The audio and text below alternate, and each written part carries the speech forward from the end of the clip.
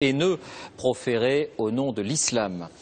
L'environnement maintenant, avec ce rapport choc de l'AIE, l'Agence internationale de l'énergie. Il indique que dans quelques années, en 2020, les États-Unis deviendront le premier pays producteur de pétrole de la planète devant l'Arabie Saoudite. Les courbes, vous le voyez, vont se croiser et c'est la conséquence directe de l'essor des gaz et pétroles de schiste sur le sol américain.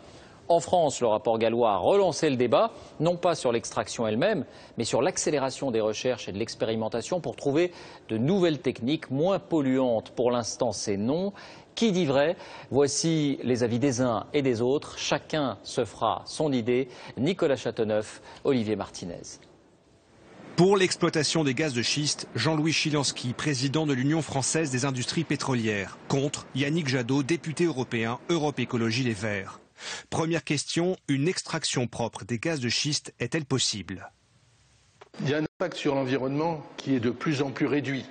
Au fur et à mesure, on fait qu'on utilise moins d'eau, on utilise moins d'additifs et ils sont biodégradables, on réduit l'empreinte au sol. Il n'y a plus aucun risque sur la nappe phréatique, par exemple. Aux États-Unis, au Canada, on constate à quel point l'exploitation des gaz de schiste pollue les nappes phréatiques, sont un danger pour l'environnement et pour la santé des populations qui vivent autour de ces exploitations. Et puis le gaz de schiste pollue plus pour le climat que les gaz conventionnels. Deuxième question, les gaz de schiste donneraient-ils un coup de fouet à l'économie française? Les gaz de schiste peuvent avoir un impact considérable sur l'économie et sur la compétitivité des entreprises françaises, mais ça dépend de combien on parle. Si effectivement il y a de très grandes quantités de gaz de schiste, alors là ça aura un impact très important.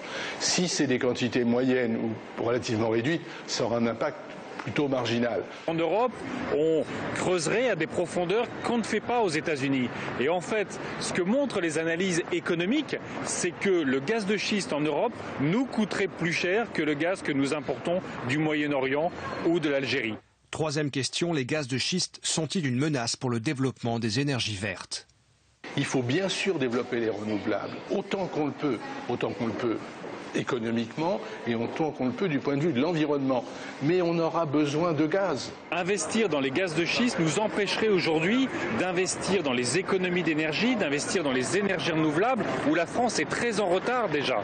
Pour les uns, les gaz de schiste sont une formidable opportunité. Pour les autres, une ligne rouge à ne pas franchir. Le débat est loin d'être enterré.